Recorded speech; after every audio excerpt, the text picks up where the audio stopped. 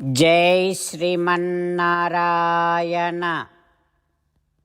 శ్రీమద్భగవద్గీత 16వ అధ్యాయము దైవాసుర సంపద్విభాగయోగము 23వ శ్లోకము. యః శాస్త్రవిధిం ఉత్సృజ్య వర్తతే కామకారతః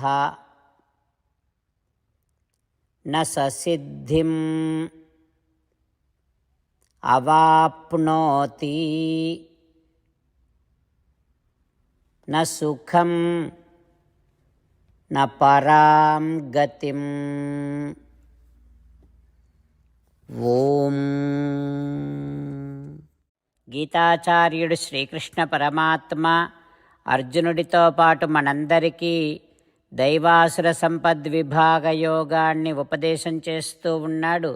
పరమాత్మ ఈ రకంగా అంటూ ఉన్నాడు, అర్జునా, ఎవరైతే వేదశాస్త్రములో చెప్పబడినటువంటి నా ఆదేశములను అతిక్రమిస్తారో, ఎవరైతే నా ఆదేశములను కాదని వారి ఇష్టం వచ్చినట్టు ప్రవర్తిస్తూ ఉంటారో, వారు స్వర్గాది సుఖాలను పొందరు, ఈ లోకములో ఉన్నప్పుడు సుఖంగా ఉండరు. అంతేకాకుండా పొందే వాటిల్లో అన్నింటికంటే ఉత్తమమైనటువంటి వాడిని నన్ను కూడా వారు పొందలేరు అంటూ శ్రీకృష్ణ భగవానుడు నరక ప్రాప్తికి ముఖ్య కారణం వేదములను ఆదరించకపోవటమే అని, వేదములంటేనే తన ఆజ్ఞలు అని, వేదములంటేనే తన ఆదేశములని, అట్లాంటి తన ఆదేశములను ఖాతరు చేయని వారు ఇక్కడ జీవించి ఉన్నంతకాలము సుఖంగా ఉండలేరని, స్వర్గాది సుఖాలను పొందలేరని, అంతేకాకుండా తనను కూడా పొందలేరు అంటూ స్పష్టంగా తెలియచేస్తూ ఉన్నాడు.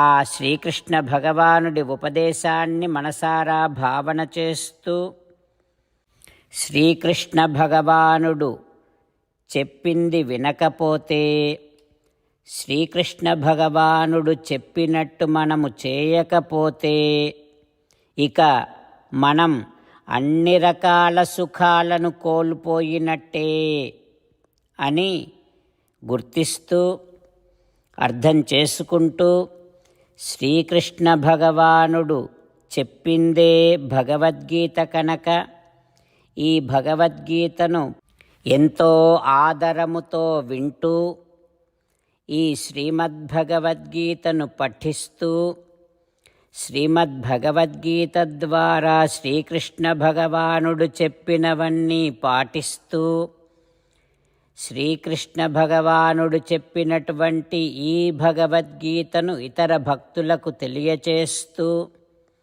మనము అన్ని రకాల సుఖాలను పొందడానికి కావలసిన పరిపూర్ణమైన అర్హతను సంపాదిస్తూ, శ్రీమన్నారాయణుడిని పొందటమే జీవిత లక్ష్యముగా పెట్టుకొని శ్రీమన్నారాయణుడిని మాత్రమే శరణు వేడుకుంటూ పరమాత్మ పలికిన పలుకులను అదేవిధంగా పలికే ప్రయత్నం చేద్దాం.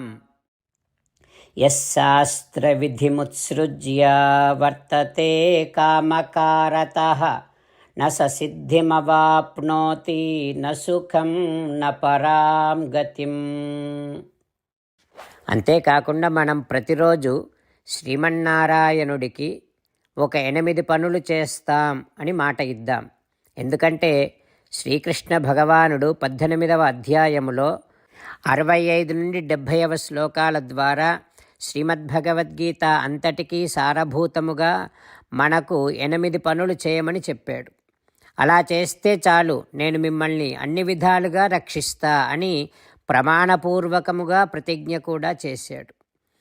అందుకని శ్రీమద్భగవద్గీతను అంతటినీ విన్న తర్వాత అర్జునుడు కూడా చివరకు కరిష్యే వచనం తవ, కృష్ణ నువ్వు చెప్పినట్టే చేస్తా అని అన్నాడు కనుకనే భగవానుడు అర్జునుడికి అన్ని విధాల విజయాన్ని అందించాడు.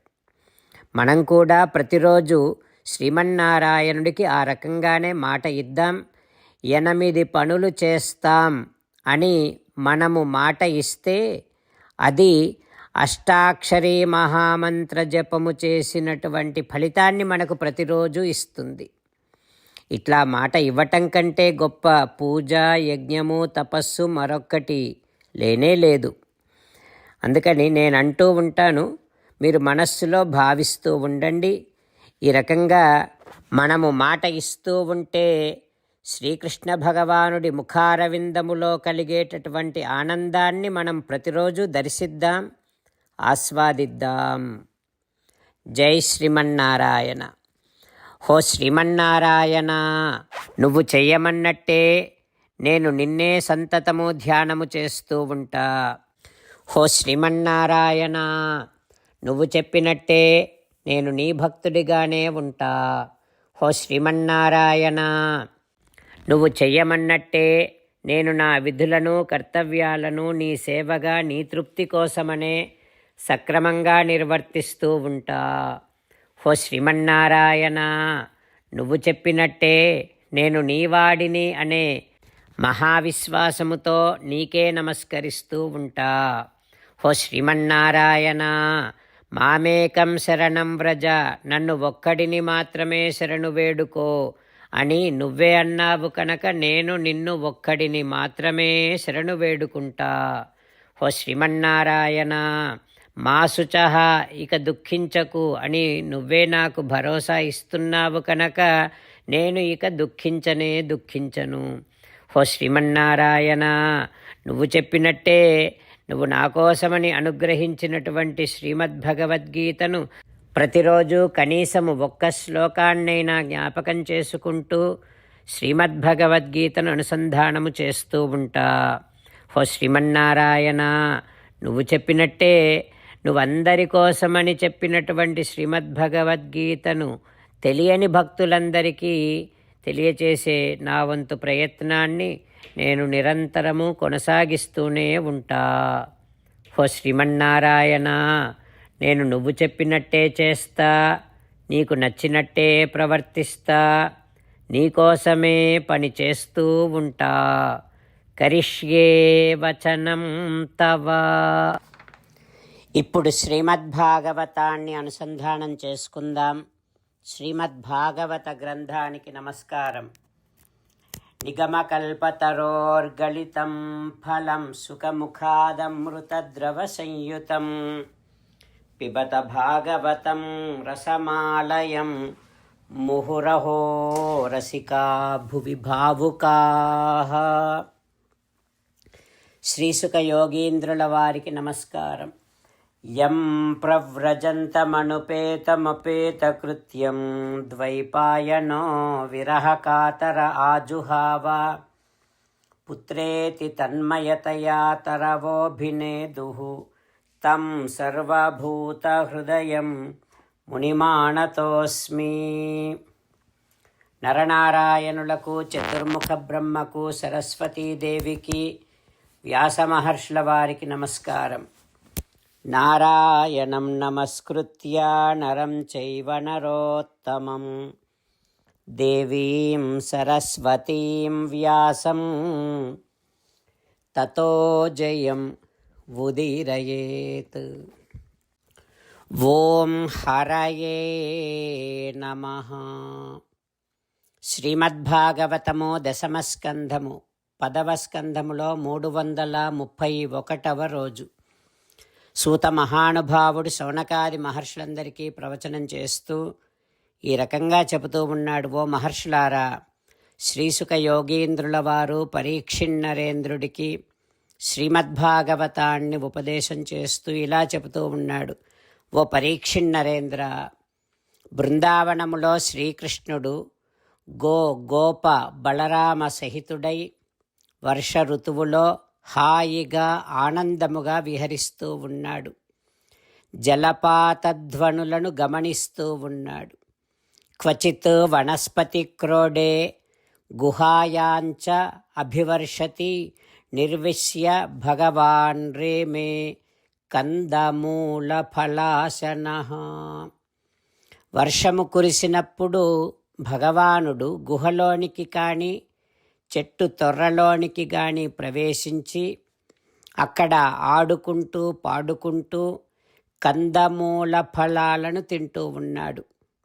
దధ్యోదనం సమానీతం శిలాయాం సలిలాంతకే సంభోజనీయైః బుభుజే గోపైః సంకర్షణాన్వితః.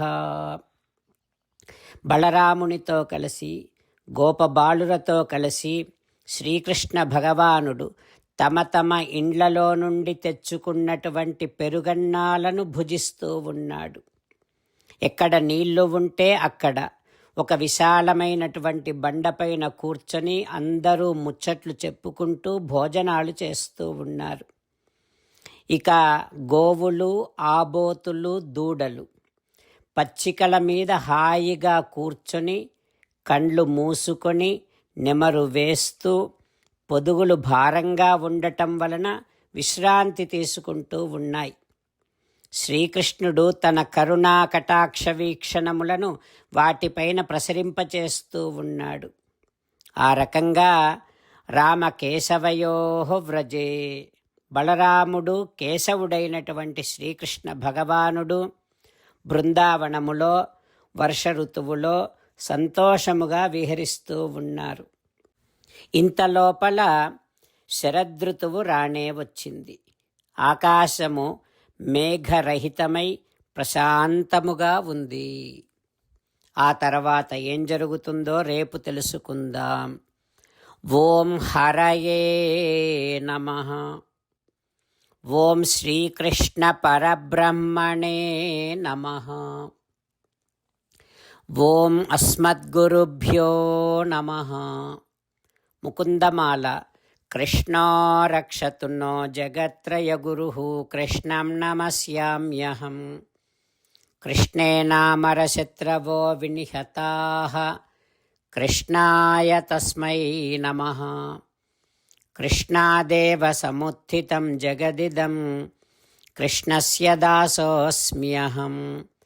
కృష్ణే తిష్టతి విశ్వమేతదఖిలం హే కృష్ణ సంరక్ష మాం. శ్రీమద్భగవద్గీత 16వ అధ్యాయము 23వ శ్లోకము. యశ్శాస్త్ర విధిముత్సృజ్య వర్తతే కామకారతః న స సిద్ధిమవాప్నోతి న సుఖం న పరాం గతిం. యశ్శాస్త్ర విధిముత్సృజ్య వర్తతే కామకారతః న స సిద్ధిమవాప్నోతి న సుఖం న పరాం గతిం. శ్రీమన్నారాయణ కరిష్యే వచనం తవ. సర్వం శ్రీకృష్ణార్పణమస్తు.